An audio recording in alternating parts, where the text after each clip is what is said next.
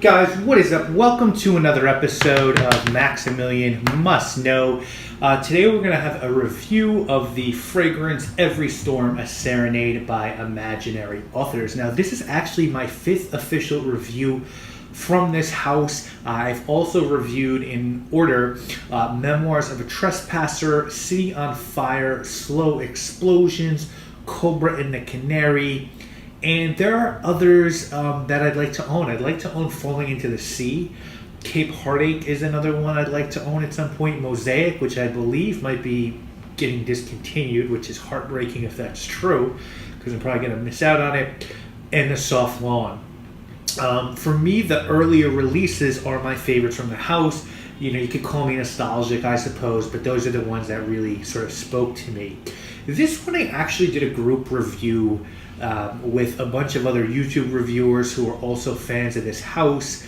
And no matter what I say about I wasn't super positive about this fragrance in that review, but no matter what I do say about any of the fragrances from Imaginary Authors, I'm unbelievably huge fan of Josh and Imaginary Authors. It's easily one of my top 5 indie fragrance houses, and I just have so much respect for the concept, the execution, Josh as a person and as a perfumer, and the fragrances.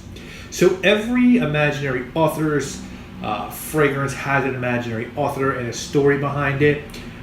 Every Storm, a Serenade, is a fragrance volume attributed to an imaginary author named Niels Bjerregaard.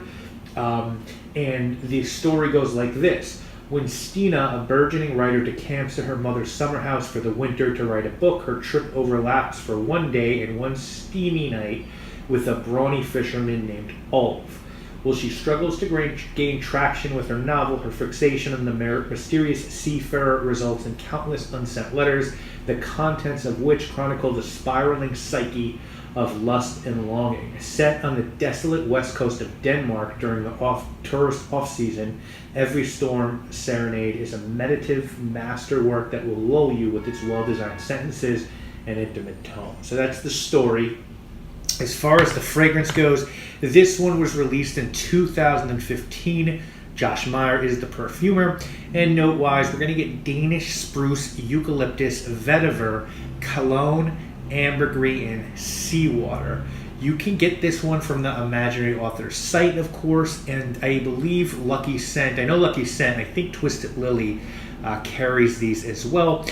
It is EDP concentration and comes in 3 sizes. A 2 ml sample is $6, a 14 ml travel spray is $38, and a 50 ml bottle is $95.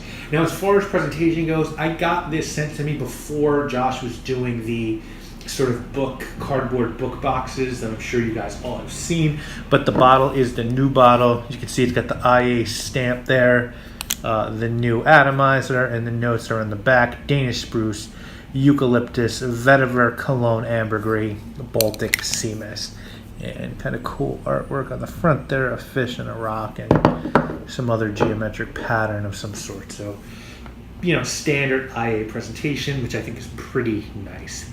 What does this smell like? Well, it's a pretty simple and straightforward scent, and I really pick up all the notes listed in the breakdown, including that sea mist. I can't say if it's Baltic sea mist, but I get sea mist here. And immediately when I spray this one on, I get some spruce. Spruce to me smells like pine, but it has sort of more of a mild smell to it than, say, fir balsam. It's lighter, it's not as sharp, and that mixes quite nicely with the eucalyptus and the cologne. And those notes make up the forefront of this scent. It's like this watery green forest accord that's very pleasant. It's not something totally unique, but it's nice to smell. And I think a lot of people are going to appreciate the forefront of this fragrance very much. It's friendly, very wearable. Now, under that first layer is a mixture of vetiver and ambergris. And the vetiver and ambergris form the base of the fragrance. And those two notes together give that impression of sea mist. I don't think, but it wouldn't shock me if there was a touch of real ambergris tincture here. It's more likely a synthetic reconstitution. They're excellent reproductions of ambergris. I believe IFF does a fantastic one that I have.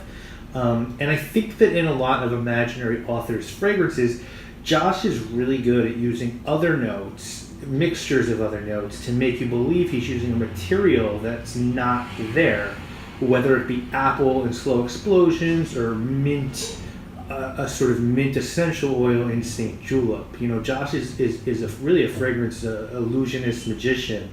But so you think a very green, watery top with a salty green dry down, and you know, this is a transparent scent, I think, that has shades of Jean-Claude Elena.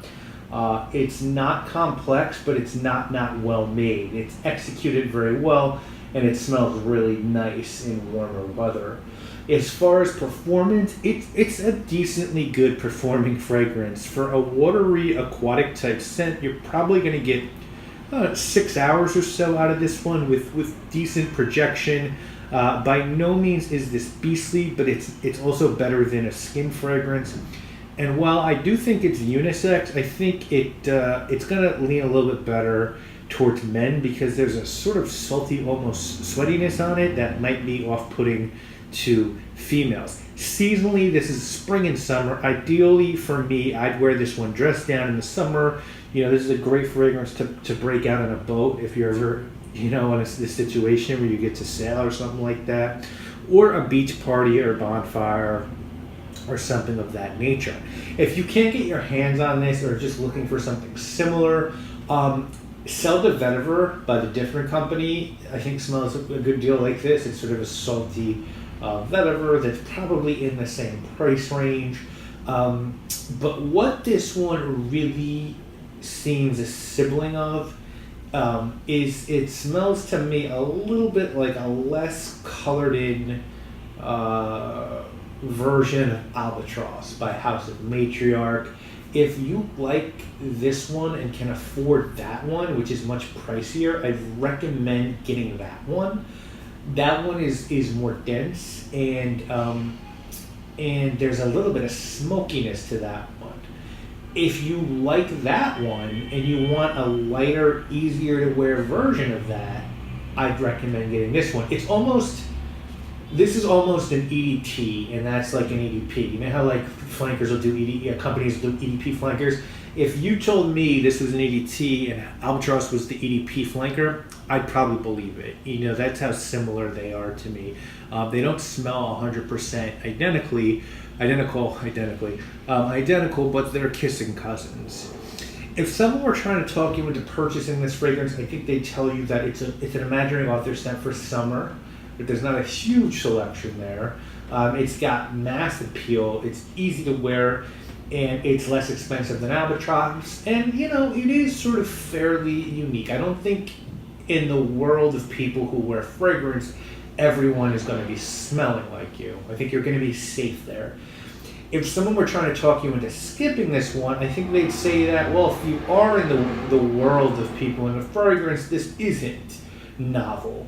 And there's so much within the Imaginary Authors catalog that's more unique. And I think personally, if you want a warm weather Imaginary Authors fragrance, I think you'd be nuts to forsake Mosaic or Falling into the Sea for this one. That's just me though.